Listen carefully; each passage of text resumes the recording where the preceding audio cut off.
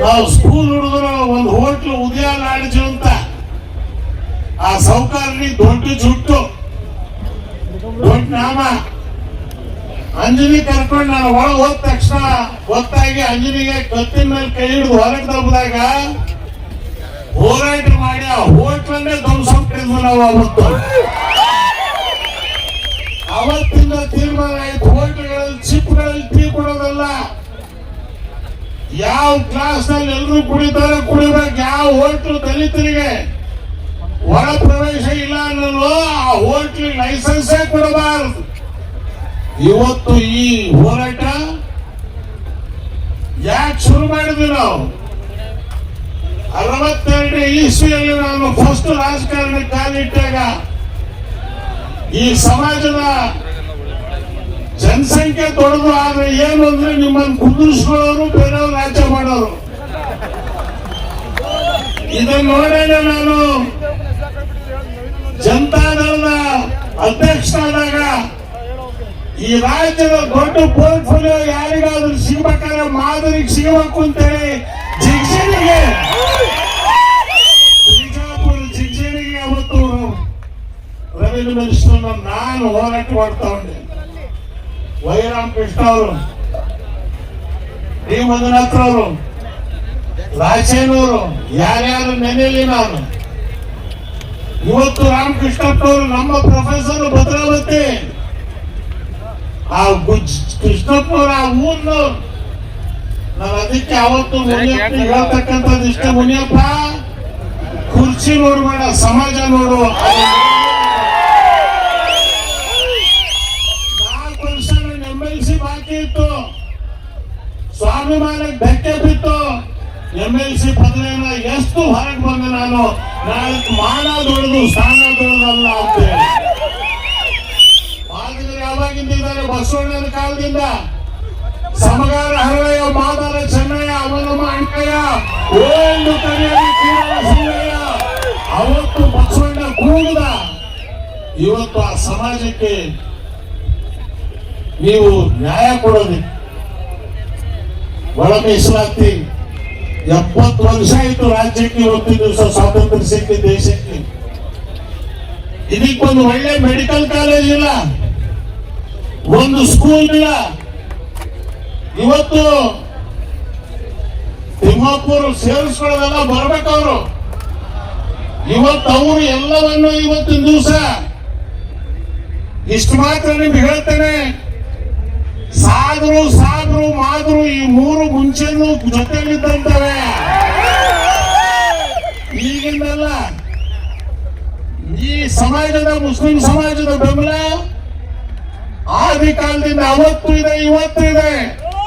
ನೀವು ಮಾಡ್ತಕ್ಕಂಥ ಎಲ್ಲ ಹೋರಾಟಕ್ಕೆ ನಿಮ್ಮ ಜೊತೆ ನಾವು ನಿಲ್ತೇವೆ ಅನ್ನೋ ಆಶ್ವಾಸನೆಯನ್ನ ಇವತ್ತಿನ ದಿವಸ ಹೇಳ್ಕೊಳಕ್ಕೆ ಇಷ್ಟಪಡ್ತೇನೆ. ಸಿದ್ದರಾಮಯ್ಯನವರು ಬುದ್ಧಿವಂತರು. ಸಿದ್ದಣ್ಣ, ನಿಮಗೆ ಗೊತ್ತೈತ ನಾನೇನು ಅಂತೇಳಿ?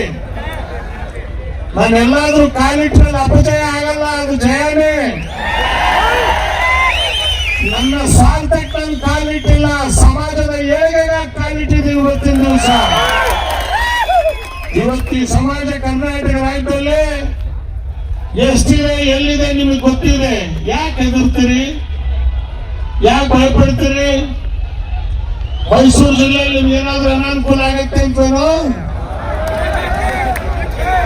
ಮೈಸೂರು ಬೈ ಎಲೆಕ್ಷನ್ ಆದಾಗ ನಿಮ್ಮನ್ನು ಗೆಲ್ಲಿಸಿದವ್ರು ಯಾರು? ಸಿದ್ದಣ್ಣ. ನಾನಿರ್ಲಿಲ್ವ ಅವಾಗ? ಬಾದಾಮಿಯಲ್ಲಿ ಯಾರು ಕಳಿಸಿದ್ದು? ನಾವಲ್ವಾ? ಈ ಸಮಾಜ ಲೆಕ್ಕಾಚಾರ ನಿಮ್ಗೆ ಹೇಳ್ತೀನಿ. 74 ವಯಸ್ಸಾಗಿದೆ ನನಗೆ. ಈ ಹೋರಾಟಕ್ಕೆ ನಾನು ಸತ್ರು ಕೂಡ ನಾನು ಹುತ್ತಾಕ್ತೀನಿ ಅಂತ ತಿಳ್ಕೊತೀನಿ. ನಾನು ಜೀವನ ಇವತ್ತು ಈ ಸ್ವಾಮಿಗಳು ಕೂತಿದ್ದಾರೆ, ಹಿರಿಯೂರು ಸ್ವಾಮಿಗಳು. ಡಿ ಮಂಜುನಾಥ್ ಅವರು ಹಿರಿಯೂರು MLA. ನನ್ನ ಮೇಲೆ ಬಾರಿ ಸಿಟ್ಟು, ಎಲ್ರಿಗೂ ಬರೀ ಮಂಜುನಾಥಿ ಕ್ಯಾನ್ವಾಸಿಗೆ ಬರ್ತಾರೆ ಅಂತ. ನಾನು ಹೇಳಿದ್ರೆ ನಾನು ಬಲಗೈ ಬರೋದಿಲ್ಲಪ್ಪ, ನಿಮ್ ಪರವಾಗಿ ಇದ್ದೇನೆ. ಆದ್ರೆ ಈ ಪಾಪ ಮುಂಡೆವು ಬಾಯಿಲ್ಲ ಇದಕ್ಕೆ. ಇವತ್ತು ಅವ್ರಿಗೆ ಒಂದು ಕಾಲೇಜ್ ಇಲ್ಲ, ಸ್ವಾಮಿಗೆ ಒಂದು ತಿರುಗಾಡ ಕಾರ್ ಇಲ್ಲ. ನನ್ನ ಸ್ವಂತ ದುಡ್ಡಿಂದ ಹಿರಿಯೂರು ಮಠ ಸ್ವಾಮಿಗೆ ಅವತ್ತು ಫಿಯೇಟ್ ಕಾರ್ ಕೊಡಿಸಿದೆ. ನಾನು ಹೇಳಿದೆ, ಯಾವ ರೀತಿ ಲಿಂಗಾಯತ ಸ್ವಾಮಿಗಳು ತಿರುಗ್ತಾರೋ ಕಾರಲ್ಲಿ ಕೂತು, ನೀವು ಕೂಡ ಅಧಿಕಾರಿಗಳು ಕಾರಲ್ಲಿ ಕೂತು ತಿರುಗಾಡಿ ಇದ್ದೇವೆ. ಓಟಿಗಾಗಿ ಮಾಡಲಿಲ್ಲ. ಕಾರಣ ಇವತ್ತು ನಾವು ಈ ಸಮಾಜದಲ್ಲಿ ಗುರುತಿಸಿಕೊಂಡಿದ್ದೇವೆ. ರಂಜಾನ್ ತಿಂಗಳ ಉಪವಾಸನ, ಈ ತಿಂಗಳ ನಾವೆಲ್ಲೂ ಹೊರಗೆ ಹೋಗಲ್ಲ. ಆದ್ರೆ ನಾನು ಹೇಳಿದೆ, ಈ ಸಮಾಜದ ಸಲುವಾಗಿ ನಾನು ಕೂತು ಬರ್ತೇನೆ. ರಾಜ್ಯ ತುಂಬಾ ನಿಮಗೆ ಹೋರಾಟ ಮಾಡಬೇಕು. ಇವತ್ತು ದೊಡ್ಡ ಸಂತೋಷ ಅಂದರೆ ಜೈ ಜಗದೀಶ್ ಜಯರಾಮ್, ಜೈ ಭೀಮ್ ಇಬ್ರು ಕೂಡ ಬಂದಾಗಿದ್ದೀರಿ. ನೀವು ಕೇಳಲ್ಲ, ಕೊಡೋ ಜಾಗದಲ್ಲಿ ಅದವರು ಬಂದು ನಮ್ಮ ಜೊತೆಯಲ್ಲಿ ರಾಜ್ಯದ ಮುಖ್ಯಮಂತ್ರಿ ಒಬ್ಬ ದಲಿತನ ಕೂರ್ಬೇಕು. ಆ ಕಾರಣ ನಾವು ಕಾಣಬೇಕಾಗುತ್ತೆ. ಆ ಹೋರಾಟವನ್ನು ಇವತ್ತು ದಿವಸ ನಾವು ಶುರು ಮಾಡಿದ್ದೇವೆ. ಆದ್ರಿಂದ ನಿಮಗೆ ಒಂದು ಹೊರಗುಟ್ಟು ಹೇಳ್ತೇನೆ, ಒಗ್ಗಟ್ಟನ್ನ ಮುರ್ಕೋಬೇಡಿ. ನಮ್ಮಲ್ಲಿ ಒಗ್ಗಟ್ಟನ್ನ ಮುರ್ಕೋಬೇಡಿ. ನೀವು ಮುರ್ಕೊಂಡ್ರೆ ಹಾಳ ಹೋಗ್ತೀರಿ. ಎಲ್ಲ ರಾಜಕೀಯ ಪಾರ್ಟಿಗಳು ನಿಮ್ಮನ್ನು ಒಂದಾಗಕ್ಕೆ ಬಿಡಲ್ಲ. ನಿಮಗೂ ಬಿಡಲ್ಲ, ಮುಂದೆ ನಮಗೆ ಸಾಮಿಗೂ ಬಿಡಲ್ಲ. ಅವ್ರು ಒಳ್ಳೆಯದ ನಿಮ್ಮಿಬ್ಬರನ್ನ, ಯಾಕಂದ್ರೆ ಅವ್ರಿಗೆ ಗೊತ್ತಿಲ್ಲ ಇವರಿಬ್ಬರು ಒಂದಾದ್ರೆ ನಾವಿಲ್ಲಿ ಉಳಿಯಲ್ಲ ಅನ್ನಕ್ಕಂಥದ್ದನ್ನ ಅವ್ರು ತಿಳ್ಕೊಂಡಿದ್ದಾರೆ. ಆದ್ರಿಂದ ಇವತ್ತು ದಲಿತರಲ್ಲೇ ಒಂದು ಒಗ್ಗಟ್ಟು ಮಾಡಿ, ದಲಿತರು ಮುಸ್ಲಿಮರು ನಾವು ಒಂದಾದ್ರೆ 130 ವಿಧಾನಸಭಾ ಕ್ಷೇತ್ರದಲ್ಲಿ ನಾವು ಗೆಲ್ಲಬಹುದು. 130 ವಿಧಾನಸಭಾ ಕ್ಷೇತ್ರದಲ್ಲಿ. ಅದಕ್ಕೆ ಇವತ್ತು ದಿವಸ ನಾವು ಹೋರಾಟಕ್ಕೆ ಹೊರಟಿದ್ದೇವೆ. ಈ ಬಿಸಿಲಲ್ಲಿ ಜಾಗ ಸಣ್ಣದಾಯಿತು, ಮಾಸಂದ್ರ ಮುನಿಯಪ್ಪ ಪ್ಯಾಲೇಸ್ ಅಂತ ತಗೋಬೇಕಾಗಿತ್ತು. ಮುಂದಿನ ಕಾನ್ಫರೆನ್ಸ್ ಮಾಡ್ಬೇಕಾದ್ರೆ ಪ್ಯಾಲೇಸ್ ನುಗ್ಗಿ ಮೈದಾನ ನಮ್ಮದದು ಪ್ಯಾಲೇಸು. ಇವತ್ತು ಇದರಷ್ಟೇ 10ರಷ್ಟು ಜನ ಇವತ್ತು ದಿವಸ ಹೊರಗಿದ್ದಾರೆ. ನಾನು ಬರ್ಬೇಕಾದ್ರೆ 3-4 ಗಂಟೆ ಹಿಡಿತು ನಾನು ಇಲ್ಲಿ ಬರ್ಬೇಕಾದ್ರೆ. ಕಾರಣ ಅಷ್ಟು ಟ್ರಾಫಿಕ್ ಇದೆ ಇವತ್ತಿನ ದಿವಸ. ನೆಕ್ಸ್ಟ್ ಟೈಮ್ ನಿಮ್ಮಲ್ಲಿ ಬಡತನಾಗಿದೆ, ಆದ್ರೂ ಸ್ವಾಭಿಮಾನ ನಿಮ್ಮಲ್ಲಿದೆ. ಅದನ್ನು ನೀವು ಇಟ್ಕೊಂಡಿದ್ದೀರಿ. ನೀವು ಸ್ವಾಭಿಮಾನ ಬಿಡಬೇಡಿ. ದುಡ್ಡು ಬರುತ್ತೆ ಹೋಗುತ್ತೆ, ಅಧಿಕಾರ ಸಿಗತ್ತೆ ಹೋಗುತ್ತೆ, ಆದ್ರೂ ಸ್ವಾಭಿಮಾನ ಬಾರಿ ದೊಡ್ಡ ಮಾತು. ನಾವು ಮೀಸಲಾತಿ ತಗೊಳ್ತೇವೆ. ಇವತ್ತಲ್ಲ ನಾಳೆ ಇದನ್ನು ಯಾರು ನಿಲ್ಸಕ್ ಸಾಧ್ಯವಿಲ್ಲ. ಸಮಾಜ ಹುಷಾರಾಗ್ಬಿಟ್ಟಿದೆ. ಇವತ್ತು ನೀವು ಏನಾದ್ರು ಇದಕ್ಕೆ ಕೊಡದೇ ಇದ್ರೆ ವಿಧಾನಸೌಧದಲ್ಲಿ ಮಾದಿಗ ಮುಖ್ಯಮಂತ್ರಿ ಆಗ್ತಕ್ಕಂಥ ಕಾಲ ಬಾರಿ ದೂರ ಕಾಣ್ತಕ್ಕಂಥದ್ದು. ಆದ್ರಿಂದ ಇವತ್ತು ನನ್ನನ್ನ ಬರಮಾಡ್ಕೊಂಡು ಇನ್ನು ಸಾವಿರಾದ್ರೂ ಕೂಡ ಪರವಾಗಿಲ್ಲ ಅಂತ ಹೇಳಿ ಕಳಿಸಿದ್ರಿ.